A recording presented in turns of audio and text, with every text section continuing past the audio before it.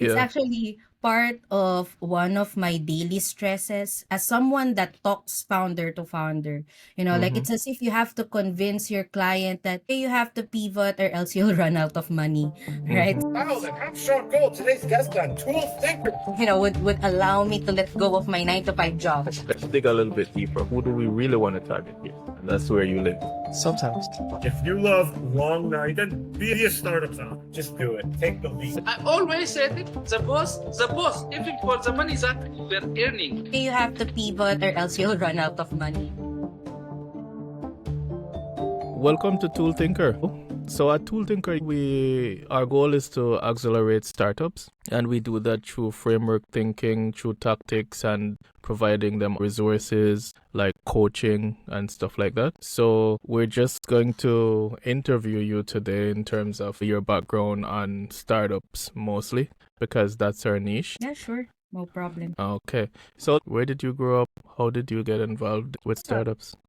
I guess history-wise, so I graduated with a degree in applied mathematics, so I know it's pretty far off from what I'm working on right now. But afterwards, I got employed in the corporate sector and got involved in consulting and market research. So with that alone, I was able to work with several brands in the Philippines, grew my connections, and that's both in terms of connections in the corporate/enterprise and also in the startup world here in the Philippines, particularly in fintech. But I guess the starting point of it all on my involvement with startups is, to be honest, Upwork. I started on Upwork. I was one of the I believe old people of Upwork. It's like when it Right. wasn't yet that popular. I was one of the first ones who was already using it. Like imagine I was getting the $20 odd jobs, $30 odd jobs Right. from clients abroad. With that in mind, I was able to build my credibility really early on Upwork, so that when the pandemic came around 2019, 2020-ish, I was one of like the few freelancers with already like stellar reviews on the Mm-hmm. platform. So given that a lot of clients that shifted from offline, like in-house teams, migrated to like online offshore teams, right? So most of my clients were like that. So I had to guide them through that digital transformation and yeah, and that's how I started my agency, because I had this one particular client based in California, wherein he was the one that just told me, Bianca, just build a team so we can multiply or clone you. Basically, Right. that's it. So when my client supported me with a really big project of his, I built a team just for that client, and that basically multiplied my portfolio. I was able to create my own brand, which is called Pareto Consulting, actually. And yeah, moving forward, I was able to build a system also internally to little by little scale the company. Like you, our niche is the startup sector. Most of the clients that we work with are startups abroad and locally as well. And we offer market research and full service digital marketing services to them. So that's really the history from like a one woman freelancer to building it into still a small scale agency, but we'll get there eventually on a bigger scale, perhaps in the near future. And then you made a transition into business and business consultation. Right.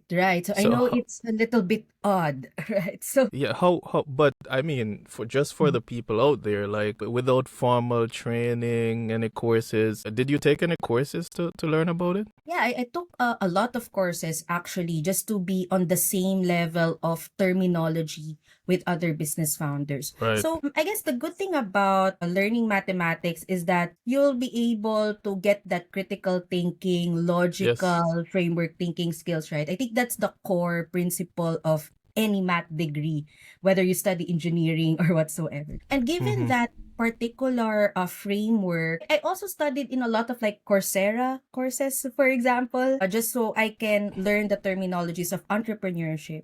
And afterwards, I also did a lot of certifications under Google and under Meta. So think of it as if I'm self-taught. But just Yes. recently, I also finished my MBA in a university in the Philippines. So in a way, it's a never ending learning process. And I also had to invest my time and money on trying to, I guess, augment or complement my math degree with other Mm-hmm. business related courses and masters. Well, that's great. Congratulations on your MBA. Yeah, That's thank you good. so That's much. good. So even if you never had it when you started, now you have a pretty solid business background. Yes, right now I would say. And it's also an accumulation of experience. Mm-hmm. I didn't really start, providing business consultation right away. To be honest, I was just a simple market researcher for several brands. It just so Right. happens that whenever I research for this brand A, brand B, brand C, that experience, that domain knowledge accumulates. So sometimes it becomes already a consultation because technically I already know this. I've researched about Mm-hmm. it. I know how this industry vertical works. So it's kind of a win-win situation for me. It's like I'm also learning in the process of building research and marketing strategies for other brands so that I can use it for future brands in a way. Right. Right. So, I mean, for somebody like you that started out without the degree and then you went and you got the degree, is the degree something that you would recommend? Do you think it was necessary? It's necessary if you're like me that really don't have any, let's say, background in accounting. Mm-hmm. It's hard because in business, it's not really just about operations and client delivery. Sometimes the most headache comes from the administrative, accounting, government compliance side. And that's Mm-hmm. what I really learned from my MBA. At least Right. understanding that accounting background, taxation and stuff like that. So it's still good that you have an holistic view of the business because you can, I mean, as a solo founder, I don't have a CFO with me. I don't have that type of resource just yet. So it's still better that I know foundationally the concept of taxation or accounting. Otherwise, like maybe that will make me lose my business, not really sales. Mm-hmm. So yeah, I guess it helps to a certain degree if you don't know any like special topics like accounting. And Yeah, the I think shared also language. the good thing there is the connections that you build in the process. At least in my MBA degree, I was able to make friends with other employees or other business owners as well. And sometimes we try to forge partnerships also that is relevant to each other's career paths. Nice, nice. Very interesting. So you talk about market research. What is this for people out there that has never heard this before? Okay, so the I guess the simplest way to look at it is if you have a startup idea and you don't know, or I guess you're hesitating whether to start on it or do not start on it. Okay, it's a way for us to help you validate whether that idea is logical or not. Okay? Mm-hmm. So we can run surveys, we can run interviews, or we can just do secondary research to give you that peace of mind of whether that particular idea is worth it or not. So we have Right. we have had clients wherein we had to say, this idea of yours, it's already too saturated in the market. Either you go to another market or think of another idea. So it's at least an objective third party type of approach that is unbiased that will tell you whether as a founder should you pursue this idea or not. And do you find founders are looking for this, or you find them and tell them that this exists? Actually, there's a lot of founders that is contracting us for that particular idea validation study. So Mm-hmm. they just go through our website, go through our social media, or even through Upwork, just Mm-hmm. asking, well, just simply asking, okay, I have this startup idea, or I want to acquire this business, but I want to change it a little bit. So they give me a brief, and then it's really a matter of just double checking whether their competition is already saturated, whether there's demand to it, or whether there's other opportunities they can explore if they push for that idea. So I would say 30% of our projects are like that. Right.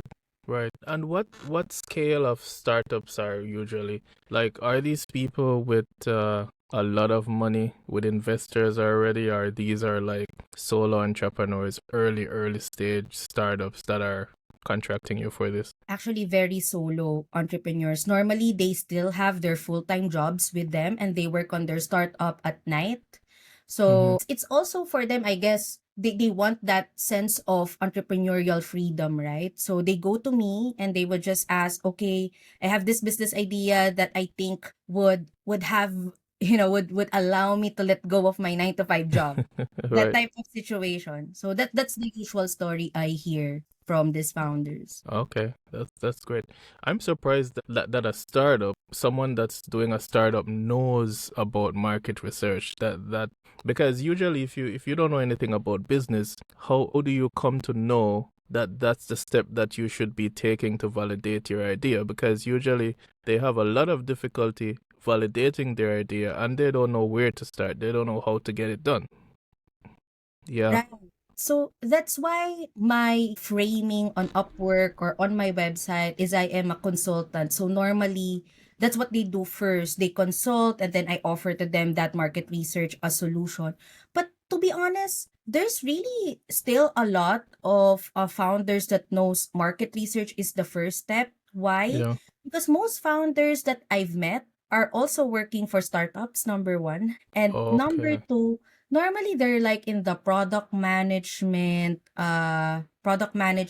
department. And we all Mm-hmm. know that if you're a product manager, every user journey or every feature that you want to launch in an app, it needs to be backed up by data or research. So I think in a way I got lucky in getting to meet this employee slash budding founders wherein they Right. already have a certain background in building products. It's just that at this time they want to build the product on their own. And then digital marketing, it's something that I think everybody has to do nowadays. It has to be a part of your marketing strategy. What can you tell us about digital marketing? Okay, so our digital marketing services is actually an offshoot of our market research services. So take note that our core services is really market research. That's like forte, so to speak. So for every market research that we create, we always plan out a go-to-market strategy for our clients. And if they like it, they somehow hire us on the Mm-hmm. execution part of the GTM strategy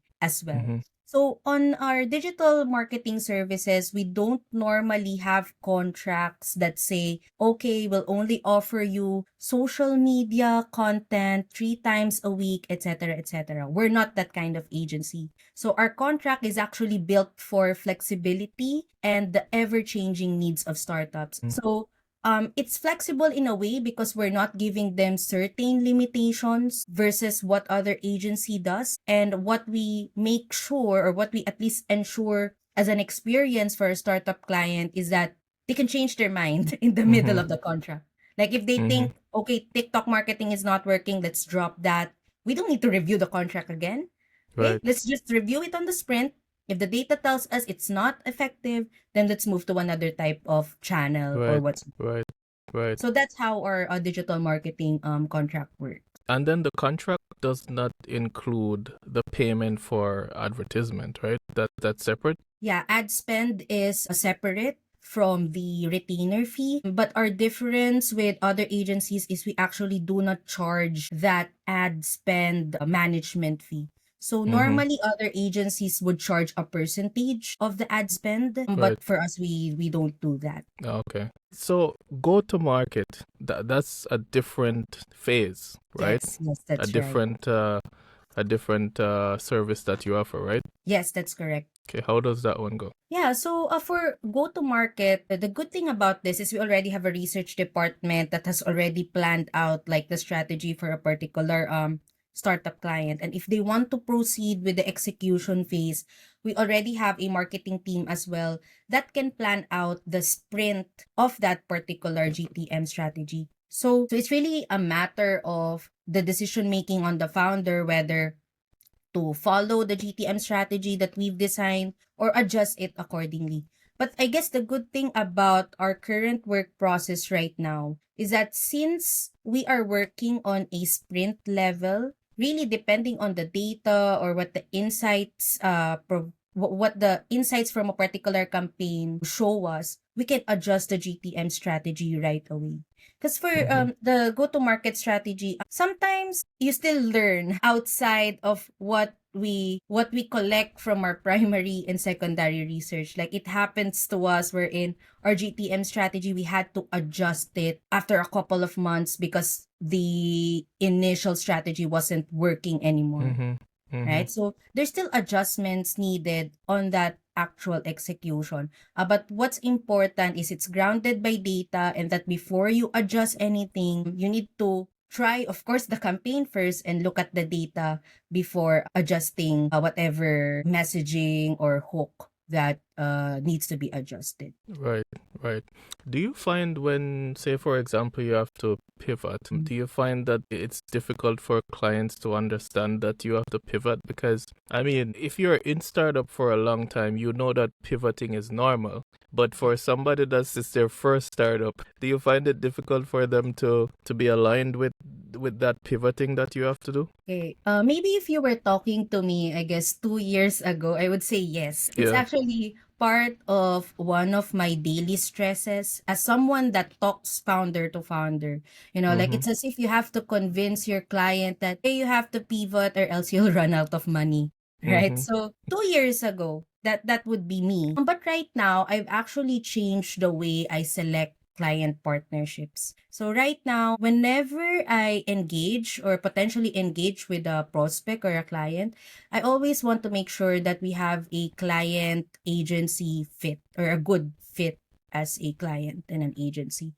Because for us, the team at my agency Pareto Consulting, we're small, we're lean, we're fast, and we're unbiased. Like if the data tells us the idea or the campaign is bad, we'll own up to it and just say, hey, it's bad, let's change it. Mm-hmm. Mm-hmm. But I do understand some founders are invested because that's their baby, that's their idea. So before I even engage with a client, there's already like some sort of onboarding briefing and asking each other, okay, are we a good fit? Because to be honest, for us, we're a bit ruthless. If we think the Mm-hmm. idea is bad, we'll really say it's bad. Mm-hmm. So it's up to you if if you can tolerate that in a way. Right now, I guess the major change is I'm also selective with clients and making sure that my clients understand that building a product or building a company or a brand is an iterative process, and he or she needs to like be ready to change, because at the end of the day, if you're not ready to change, you will not grow, and you'll just be and you'll just be, I guess, hindered in terms Your of growth. business won't become successful in many Yeah. cases, because I mean it took a while for me to understand the startup phase, because everything else in life, you make a linear plan and you just execute on that plan, right? And it works that way. But with startups, it's like it's a trial and error, right? And if you're willing to stick to it and try long enough, you'll find that product market fit. But if you're like a new solo founder and doesn't know anything about startups and you do that, you won't understand, because you'll be learning that on the go, right? And you'll be like, what is that? Why do I have to, why do I have to be changing so much, right? It took a while for me to understand it. But like you said, a lot of your clients work for a startup already. So they probably have startup background knowledge, and that helps them, I think, when they come to you and you say, hey, we have to pivot now. It's not foreign to them, right? Yes, that's right. And that most of the clients we've worked with have startup knowledge anyway, so they have Yes. managed expectations already, which is good. So that's why I would say those are my niche. Like if you're a Mm-hmm. founder with at least startup background, that's something that we can definitely work greatly in. Makes your job easier. Right, right. It's also hard to kind of like educate. So most, I guess, first time solo founders really needs to educate themselves first Yeah. and Yeah. not depend on, a consultant, an agency for that matter. Exactly. Brand positioning. Can you explain what that is? Yeah, so for brand positioning, normally it starts with market research as well. So for example, if you're a brand that wants to enter, let's say, the Philippines, and you already built a good brand, let's say, in another country like Indonesia or Japan. But of Mm-hmm. course, the localization aspect into it, how you would want to penetrate or position yourself in the Philippines would be different on how Mm-hmm. you position yourself in Japan or Indonesia. We Mm-hmm. also have some clients that are like that, actually. Mm-hmm. Like really big brands on other countries then wants to penetrate the Philippines. Right. So we try to study first the competitive landscape in the target geography that they want to enter. and then build a brand positioning strategy from there. So most of their campaigns would be aligned to that, making sure that they are well differentiated from the current existing market. Okay. Okay. So you work with some established companies as well. Yes, established companies in other markets that are Mm-hmm. trying to enter the Philippines. So we've had a couple Yeah. of those projects and even retainer clients at the moment. So is it just marketing that your company focus on, or do you do like startup coaching? At the moment, it's just really research and digital marketing. So I haven't done coaching. I'm not sure if I'm also fit for coaching, Right. but I've done some training as long as it's a group training, but it's not really a core service. Normally, it's just like a friend that needs to train a couple of his or her employees in marketing. So okay, I'll give you my time. This is my fee. That type of approach, but it's not Mm-hmm. really like a standard offer yet right now. Right. Right. Right. And then what were the struggles you faced like building your company that you have right now? To be honest, I would segment it between a people problem versus a process problem. So on the people problem side, since we are a service-based company, I needed to make sure that of course my employees are well taken care of, but at the same time have the capacity and skill set to engage with our clients. And it's more of an organizational development slash HR work. And I didn't have any experience with that, so I had to learn that from scratch myself, and eventually also hiring somehow an HR consultant just so I can handle how I manage my people. But at the same time, on the process side, I had to change a lot of my work processes because, again, this relates to people. If I could have cloned myself, it would have been easy, right? Just have a team of 10 Biancas. But it's not like that. I had to hire specialized personnel, let's say for copywriting, for graphic design, for skill set C, skill set D, and try to merge that into a working project through a process. And that's hard if you're working with multiple people, multiple dependencies. So your brain sometimes explodes, especially if the project deadlines are also approaching and so on and so forth. So normally that's what I do every day. It's more on the project management side and people side. So problem wise, it's always relevant to that. Like even the smallest of problems, like let's say a particular employee has a family emergency, but we have a deadline today. Right. So Right. but still you have to have that heart to say, okay, take that time off, I'll figure it out. So either you hire a temporary worker, which we have, which is great, that's our solution there. We Right. always Right. have this on-call pooled manpower that we can Right. just get from if someone from our core team is out. So at least we're fixing that. But imagine it's like daily firefighting, which is kind of a happy problem, but I guess something for me also to fix in the long term if I want to really, scale the agency. Yeah. But it will be very baby steps, small steps from there. Because right now, in all honesty, I really want to work with my clients one-on-one. I'm still not on that stage wherein I want to let go of that founder to Yeah. founder Right. relationship. And I Right. think that's what's good about my agency, that founder to founder relationship. And I'm still thinking whether do I want to go big or do I want to just stay this way so that I can retain that founder to founder relationship with my clients. Right. Right. Then on the process side, The process side, mainly because there's so we have some core processes involved. Like for example, if let's say we want to execute a campaign for a client, we already have like standard protocols, what to follow, what's the usual deadline, turnaround time, and so on. But still, sometimes it doesn't get followed at all. So in a way, that's still something that we have to fix. But I would say that's still on the people side. right. Yeah, it's more really on how to make sure that the people is able to adopt to the change, to the tools that we embed in our process. So I would say it's still people side that I still have to work on. You're a solo founder. Yes, that's You correct. still don't have a co-founder, Yeah, right? no co-founders. Was that difficult? Would you recommend it for someone that's starting out? At least for a service-based company, since my vision really for Pareto Consulting was that founder-to-founder relationship, more comfortable with being a solo founder if it's a service-based business. So why do I say that? It's because this business is actually tied to my name. And I want to make sure that whatever is tied to my name, it's credible, it's my legacy, so something along those lines. Although I have other businesses wherein I have a co-founder and it's totally separate from my agency.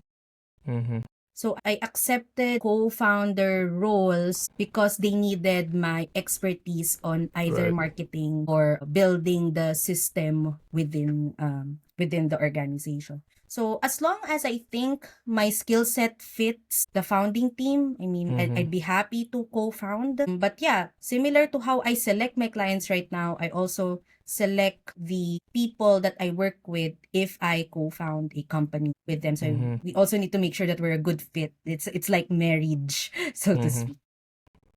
How many people you have on your team right now? Oh, right now our core team members is a team of 10. But we have a manpower pooling for like maybe 15 to 20 people on the pipeline. So it really depends whether we have a big project or not. Then we just pull from this manpower contractuals as needed. Okay, great. So if you were to pool all your knowledge that you have right now in marketing and startup, all these different areas, what would the main advice be to an entrepreneur that's just starting out their first startup right now? What's the main advice that you would give them? Well, aside from, I guess, emphasizing that you need to be open to change, it's really, you need to have that mindset of being able to know everything, but at the same time, being able to let go of anything. I am not sure if that makes sense. So you need, yeah, you need to know everything on a high level, but you don't have to do everything by yourself. So if you are a solo founder, it doesn't mean you'll be the boss of every department. But it's important as a solo founder that you know what's happening, are there problems, are there leaks, and so on. But being able to get on a team and trusting your team member that they can solve it, that takes another skill. Because as a solo founder, sometimes you just want to do everything by yourself. And I've done that. I've done that in the past. And what it only brought me is burnout and hatred for my job. Okay, but when I had that, I guess, eureka moment of being able to let go of the things I couldn't control, being able to trust my employees that they can solve this leak with just my guidance, I was able to at least unload mentally and emotionally. And right now, it's just the startup is smooth sailing. We're building systems forward rather than just focusing on what needs to be done today, what needs to be solved today. Because as a solo founder, your job is to build the startup for the future, not just focus on what's happening in the present. So I guess that's how I would frame it. Because the only competition of a solo founder is also themselves. And if they can manage themselves well, they can manage their people for sure, manage their process, and hopefully build a business that scales. Great advice. Pareto Consulting. Why Pareto? It's inspired by the 80-20 rule. So when I was starting out, I had that particular principle in life. So it's a statistical principle wherein, like 20% of your effort hopefully gives you 80% maximum gains, that type of approach. Wherein you have to find that particular niche, particular process or system that gives you the most results. So I've always embedded that in my life, like in my daily routine as well. I've always believed that, the less is more concept, that type of approach. And I also embedded that in my work. So a lot of our market research projects is centered on really knowing your target market, that you don't have to target everyone. You just need to target a particular segment, build a product for them, and get the most out of them financially. So that still relates to the 80-20 principle. That's why I named the company Pareto Consulting. Okay. When I saw the name, I was like, wow, I like that name. You know why? It's probably the framework that I use more than any other one. Every day, anything that I do, I put through this framework. Because why would you not do that? Why would you not focus on the 80%, right? Yes, I that's mean, the right. 20% that gives you the 80. Why would Yeah. you not do that, right? That's the best, that's the most lean thing that anybody can do. So every single day, every single thing that I do, and that has helped me from when I was a supervisor all the way up to being a director now. I still use it every single day because it still applies, right? For sure. Totally agree on that. Like you don't really have to waste your resources, time, and effort Yeah. on things that doesn't give you or yield you your desired. Yeah, I mean, it saves you from stressing yourself out, especially when you have to deal with the level of complexity, like you're saying, with all your different employees on a daily basis. It really helps to tell you where you should be focusing, right?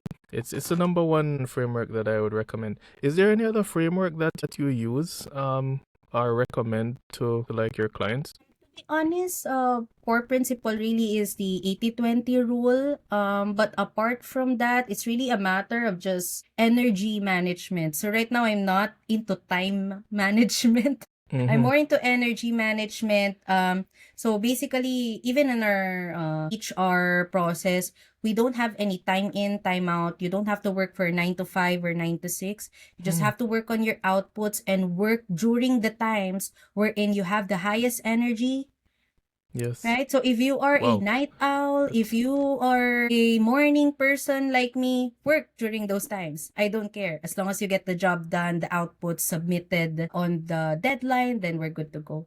So it's more energy management rather time management at this point. Maybe that's an additional principle that I embedded in our culture within the mm-hmm. team. And did you come up with that one on your own, or you read about it somewhere? I read about it on LinkedIn. Yeah. I forgot who, but for sure there's a lot of content around it already. It's just that I tried it last year within the Mm-hmm. team. It worked out. Like people are happier. So Yes. why not? And even myself, I tried that too. Mm-hmm. I only work on particular bursts of energy, but still make sure that I meet the deadline. So it's really a matter of, although it's not for irresponsible people, No, you it's need not. to be Yes, responsible that's to do a that. good thing to mention. But I use something similar with my team as well. I don't force them to do anything like at a certain time either. I kind of let them work in their own space and on their own time. But like you're saying, for me, you have to care about what you're doing, right? You have to care enough that you're going to call something out because you think it's a risk to quality, it's a risk to productivity, it's a risk to the business in general. You have to care. That's my number one thing, right? And then after that, like you're saying, you have to be disciplined. Like on your own, you have to be able to go and build a plan that suits you but meets the goal. Right, right. But you're right, that it does make people happier, right? Because I have some employees that they will come in the morning. I know at 12 o'clock they're burnt out. But they do so much in the morning and they will come in even though we start at maybe 8 o'clock. They're there from like 6. Wow. So they're like 2 hours early. But I know by 12, 1 o'clock they get burnt out. And at that time, even though they're on the job, I'm not going to call them and ask them for certain things. Because I know they don't have they're not in the right mindset at that time. And it's okay. It's okay because they already delivered in the morning, right? So it's very similar to what you're saying. That's great. Given also the workforce today, it's more on the Gen Z and millennial side. They also Mm-hmm. want that sort of flexibility. But yeah, that's correct. I mean, we also have to make sure that the people we have are responsible enough for the Yes. job. It Yes. doesn't work for Yes. everybody. It has also been my problem in the past. That's why I got better with just screening Mm-hmm. candidates and Mm-hmm. making sure that they were responsible enough for that kind of flexibility. Right. Bianca, I think you're doing such a fantastic job. I could talk to you all day because you just very fluent in what you do. You can tell that you know what you're doing. You have quite a bit of experience. How long have you been doing it? So total years of working is almost 10 years. Yeah. So the viewers Yeah. could just guess my age, I guess. But in terms of the building my agency, it started 5 years ago. So really Yeah. during the pandemic. Right. Right. So the first 5 years was. So that was I was in corporate, and then I was doing, freelancing jobs Uh-huh. and so on prior to building my own agency or team. Okay. Okay. All right. Is there anything else you want to share before we close off? None so far for now, but I guess it's more of like a thank you to you as well, Mark, for inviting me. It was a good session, and hopefully a ToolThinker, it can help more solo founders in the near future. And if you're not yet ready to be a solo founder, I guess going through your books, going through your content would be helpful for them. Just so Mm-hmm. whenever they're ready, at least they'll be equipped with the knowledge to pursue business, and hopefully you can build a team that also grows with you as a solo founder. Yeah. Thank you. Thank you, Bianca. All right. I want Thank to you so thank you as much. well for coming through and sharing your knowledge with the viewers. I'm pretty sure they're gonna learn quite a bit from this show. So thanks again, eh? Thank you so much, All right. Mark. Thank Thanks. you. All right. Bye. Bye.